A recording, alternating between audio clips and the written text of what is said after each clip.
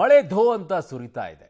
ನಮ್ಮ ರಾಜ್ಯದಲ್ಲಿ ಒಂದಿಷ್ಟು ರೀತಿಯಾದಂಥ ಸಮಸ್ಯೆಯನ್ನು ಕರಾವಳಿ ಭಾಗದಲ್ಲಿ ಆಗಿದ್ದರೆ ಬೇರೆ ರಾಜ್ಯಗಳಲ್ಲಿ ವಿಪರೀತವಾಗಿ ಮಳೆ ಆಗಿದೆ. ಅದರಲ್ಲೂ ಉತ್ತರಾಖಂಡ್ನಲ್ಲಿ ಭೀಕರ ಮೇಘ ಸ್ಫೋಟವಾಗಿರುವಂಥದ್ದು. ಉತ್ತರಕಾಶಿಯ ಧರಾಲಿ ಗ್ರಾಮದಲ್ಲಿ ಹಠಾತ್ ಪ್ರವಾಹವಾಗಿದೆ. 60ಕ್ಕೂ ಹೆಚ್ಚು ಮಂದಿ ಜಲಸಮಾಧಿಯಾಗಿರುವಂತಹ ಶಂಕೆ ಈಗ ವ್ಯಕ್ತವಾಗ್ತಾ ಇದೆ. ಅದು ಹೆಚ್ಚಾಗುವಂತ ಸಾಧ್ಯತೆ ಇದೆ. ಕೀರ್ ಗಂಗಾ ನದಿಯಲ್ಲಿ ಪ್ರವಾಹದಿಂದ ಈ ಅನಾಹುತ ಆಗಿದೆ. ಬೆಟ್ಟದಿಂದ ನದಿಯಂತೆ ಹರಿದು ಬಂದಿರೋದು ಮಣ್ಣು ಮಿಶ್ರಿತ ನೀರು. ಮೇಘ ಸ್ಫೋಟ ಆದಾಗ್ಲೇ ಈ ರೀತಿಯಾಗಿ ಆಗುತ್ತೆ. ಸೊ ಅಂಗಡಿಗಳು ಕೊಚ್ಕೊಂಡು ಹೋಗಿದೆ. ಅಲ್ಲಿ ದೊಡ್ಡ ಮಟ್ಟದಲ್ಲಿ ಆ ದೃಶ್ಯವನ್ನು ನೋಡ್ತಾ ಇದ್ದೀರಾ. ಮರಗಳೆಲ್ಲ ಕೊಚ್ಕೊಂಡು ಬರ್ತಾ ಇವೆ. ಅದರ ಅರ್ಥ ಕಾಡಿನ ಮಧ್ಯಭಾಗದಲ್ಲಿರೋ ಮೇಘ ಸ್ಫೋಟವಾಗಿದೆ. ಮಣ್ಣು ಸಮೇತವಾಗಿ ಗುಡ್ಡ ಕೊಚ್ಕೊಂಡು ಬರ್ತಾ ಇದೆ. ಅಲ್ಲಿ ನೋಡ್ತಾ ಇದ್ದೀರಾ ದೃಶ್ಯಾವಳಿಗಳನ್ನ ಯಾವ ರೀತಿಯಾಗಿದೆ ಅಂತ ಹೇಳಿ. ನೋಡಿ, ಅದು ಕಾಣಿಸ್ತಾನೆ ಇಲ್ಲ ನಿಮಗೆ. ಅಲ್ಲಿ ನದಿ ಇದೆ, ಆ ಕಡೆಗೆ ಈ ಕಡೆಗೆ ಬರ್ತಾ ಇರುವಂಥದ್ದು ಮಣ್ಣು ಮಿಶ್ರಿತ ನೀರು. ನಿಮಗೆ ಈ ಭಾಗದ ಅರ್ಥ ಮಾಡಿಸೋದಾದರೆ, ಕರ್ನಾಟಕದ ಮಡಿಕೇರಿ ಭಾಗಗಳಲ್ಲಿ ಈ ರೀತಿಯಾಗಿತ್ತು. 5 ಎಕರೆಗಟ್ಟಲೆ ಮಣ್ಣು ಕೊಚ್ಕೊಂಡು ಹೋಗಿತ್ತು. ಅದಕ್ಕಿಂತಲೂ ಇನ್ನೂ ಹೋಗೋದಾದರೆ ಕೇರಳ ಭಾಗದಲ್ಲಿ ಈ ರೀತಿಯಾಗಿ ಆಗಿತ್ತು. ನೋಡಿ ಅದು ಹೇಗಿದೆ ಅಂತ ಹೇಳಿ, ಭಯಂಕರವಾಗಿದೆ. ಸೊ ಹಾಗಾಗಿ ಅದರಲ್ಲಿ ಎಷ್ಟು ಜನ ಕೊಚ್ಕೊಂಡು ಹೋಗಿದ್ದಾರೆ ಏನು ಅನ್ನುವಂಥ ಅಂದಾಜೇ ಸಿಗ್ತಾ ಇಲ್ಲ. 60 ಅನ್ನುವಂಥದ್ದು ಒಂದು ಅಂದಾಜು ಮಾಡ್ತಾ ಇದ್ದಾರೆ. ಬಟ್ ಅದು ನಂಬರ್ ಇನ್ಕ್ರೀಸ್ ಆಗುತ್ತೆ. ಯಾಕೆ ಅಂತಂದರೆ ಈ ಟೈಮ್ ಏನಿದೆ, ಆಗಸ್ಟಿಂದ ಶುರುವಾಗುವಂಥ ಸಮಯ, ಇದು ಅತಿ ಹೆಚ್ಚು ಪ್ರವಾಸಿಗರು ಹೋಗುವಂಥ ಸಮಯ. ಅದು ಆಗಸ್ಟಿಂದ ನವೆಂಬರ್ವರೆಗೂ ಕೂಡ ಅತಿ ಹೆಚ್ಚಾಗಿ. ಕಾರಣ ಡಿಸೆಂಬರ್ನಲ್ಲಿ ಸ್ನೋಫಾಲ್ ಆಗೋಕ್ಕೆ ಶುರು ಆಗಿಬಿಡುತ್ತೆ ಕೆಲವು ಭಾಗಗಳಲ್ಲಿ. ಆಮೇಲೆ ಚಳಿ ತುಂಬ ಇರುತ್ತೆ, ದೊಡ್ಡವರಿಗೆಲ್ಲ ತಡ್ಕೊಳ್ಳೋಕ್ಕಾಗೋದಿಲ್ಲ. ದೇವಸ್ಥಾನಕ್ಕೆ ಹೋಗುವಂಥ ಸಂದರ್ಭ ಇದು. ಹೋಗ್ತಿರ್ತಾರೆ ತುಂಬ ಜನ, ಯಾಕಂದರೆ ಅವಾಗೆಲ್ಲ ಕ್ಲೋಸ್ ಆಗಿಬಿಡುತ್ತೆ ದೇವಸ್ಥಾನಗಳೆಲ್ಲ. ಹಾಗಾಗಿ ಹೋದಾಗ ಏನಾಗಿದೆ ಅನ್ನೋದು ಗೊತ್ತಾಗಲ್ಲ. ಅನೇಕ ಟೆಂಟ್ಗಳನ್ನು ಹಾಕಿ ಅಲ್ಲಿ ಉಳ್ಕೊಳ್ಳೋಕೆ ಬಿಡ್ತಾರೆ. ಉತ್ತರಾಖಂಡ್ ಹೇಗೆ ಅಂತಂದರೆ ಇಟ್ಸ್ ಎ ಬ್ಯೂಟಿಫುಲ್ ಆಗಿರುವಂಥ ಪ್ಲೇಸ್. ಅದು ತುಂಬ ಪ್ರಕೃತಿ ತನ್ನ ಮಡಿಲಲ್ಲಿ ಹೇಗೆ ಯಾವ ರೀತಿಯಾಗಿ ಬಚ್ಚಿಟ್ಕೊಂಡಿದೆ, ಆಮೇಲೆ ಅದರ ಸೊಬಗು ಹೇಗೆ ಕಾಣಿಸುತ್ತೆ ಅನ್ನೋದನ್ನು ಉತ್ತರಾಖಂಡಿಗೆ ಹೋದಾಗ ಗೊತ್ತಾಗುತ್ತೆ. ಅಲ್ಲಿ ಟೆಂಟ್ಗಳನ್ನು ಹಾಕಿ ಪ್ರವಾಸಿಗರು ಉಳಿಸಕ್ಕೆ ಬಿಡ್ತಾರೆ. ಅದರಲ್ಲಿ ಎಷ್ಟು ಜನ ಇದ್ದಾರೋ ಗೊತ್ತಿಲ್ಲ ನನಗೆ, ಏನಾಗಿರುತ್ತೆ ಪರಿಸ್ಥಿತಿ ಅಂತ ಹೇಳಿ. ನನ್ನ ಸಹೋದ್ಯೋಗಿ ಶಬೀರ್ ನನ್ನ ಸಂಪರ್ಕಕ್ಕೆ ಸಿಗ್ತಾ ಇದ್ದಾರೆ. ಶಬೀರ್, ಈಗ ಈ ಸಂದರ್ಭ ತುಂಬ ಪ್ರವಾಸಿಗರನ್ನ ಸೆಳೆಯುವಂತಹ ಸಂದರ್ಭ ಇದು. ಉತ್ತರಾಖಂಡ್, ಹಿಮಾಚಲ ಪ್ರದೇಶ ಇವೆಲ್ಲವೂ ಕೂಡ ಎಷ್ಟು ಏನು ಅಂತ ಅಂದಾಜು ಮಾಡೋದೇ ಕಷ್ಟ ಅಂತ ಕಾಣಿಸುತ್ತೆ. ಕಾರಣ ಅಲ್ಲಿ ಬಹಳ ಟೂರಿಸ್ಟ್ ಹೋಗುವಂತಹ ಪ್ಲೇಸ್ಗಳು, ಟೆಂಟ್ಗಳನ್ನು ಹಾಕಿ ನದಿ ತಟದಲ್ಲಿ ಕೂರಿಸ್ತಾರೆ.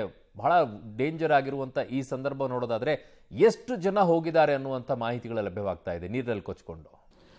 ಅರುಣ್, ನೋಡಿ, ಈಗಿರುವಂಥ ಮಾಹಿತಿಗಳ ಪ್ರಕಾರ ಸರಿಸುಮಾರು 60 ಮಂದಿ ಈ ಒಂದು ಪ್ರವಾಹದಲ್ಲಿ ಕೊಚ್ಚಿ ಹೋಗಿರ್ಬೋದು ಅನ್ನುವಂತಹ ಅಂದಾಜನ್ನು ಮಾಡಲಾಗಿದೆ. ಆದರೆ ಇದಕ್ಕಿಂತ ಹೆಚ್ಚಿನ ಸಂಖ್ಯೆಯಲ್ಲಿ ಸಾವು ನೋವುಗಳಾಗುವಂಥ ಸಾಧ್ಯತೆಗಳಿದೆ ಅನ್ನುವಂಥದ್ದು ಕೂಡ ಈಗ ಅಲ್ಲಿರುವಂಥ ಸ್ಥಳೀಯ ಜನರ ಒಂದು ಅಭಿಪ್ರಾಯ ಆಗಿರುವಂಥದ್ದು. ನೋಡಿ, ಉತ್ತರಾಖಂಡಲ್ಲಿ ಕಳೆದ 3-4 ದಿನಗಳಿಂದ ನಿರಂತರವಾದಂಥ ಮಳೆ ಆಗ್ತಾ ಇರುವಂಥದ್ದು. ಕೇವಲ ಇದು ಉತ್ತರಾಖಂಡ್ಗೆ ಸೀಮಿತವಾಗಿಲ್ಲ. ಉತ್ತರ ಪ್ರದೇಶ, ಹಿಮಾಚಲ ಪ್ರದೇಶ, ಹೀಗೆ ಬೇರೆ ಬೇರೆ ಪ್ರಮುಖ ರಾಜ್ಯಗಳೇನಿದ್ದಾವೆ, ಹಿಲ್ ಸ್ಟೇಷನ್ಸ್ ಏನಿದ್ದಾವೆ, ಇಲ್ಲೆಲ್ಲವೂ ಕೂಡ ಬಹಳ ದೊಡ್ಡ ಪ್ರಮಾಣದಲ್ಲಿ ಮಳೆ ಆಗ್ತಾ ಇರುವಂಥದ್ದು. ಈ ಮಳೆಯಿಂದಾಗಿ ನದಿಗಳು ಈಗಾಗಲೇ ಪ್ರವಾಹದ ಭೀತಿಯನ್ನು ಎದುರಿಸ್ತಾ ಇರುವಂಥದ್ದು. ಸುತ್ತಮುತ್ತಲಿನ ಪ್ರದೇಶಗಳಿಗೆ ನೀರು ನುಗ್ತಾ ಇರುವಂಥದ್ದನ್ನು ಕೂಡ ನಾವು ಗಮನಿಸಿದ್ದೀವಿ. ಆದರೆ ಈ ಒಂದು ಪರ್ಟಿಕ್ಯುಲರ್ ಪ್ರದೇಶ ಏನಿದೆ, ಉತ್ತರಾಖಂಡ್ನ ಧರಾಲಿ ಅನ್ನುವಂತಹ ಗ್ರಾಮ, ಇದು ಆ ಬೆಟ್ಟಕ್ಕೆ ಹೊಂದಿಕೊಂಡಿರುವಂತಹ ಒಂದು ಪುಟ್ಟ ಗ್ರಾಮ ಆಗಿರುವಂಥದ್ದು. ನೀವು ದೃಶ್ಯಗಳಲ್ಲೂ ಕೂಡ ಗಮನಿಸಬಹುದು. ನದಿಯ ಎಡ ಮತ್ತೆ ಬಲಭಾಗದಲ್ಲಿ ಎರಡೂ ಕಡೆಯೂ ಕೂಡ ಒಂದಿಷ್ಟು ಜನವಸತಿ ಪ್ರದೇಶ ಇರುವಂಥದ್ದನ್ನು ಕೂಡ ನೀವು ಗಮನಿಸಬಹುದು.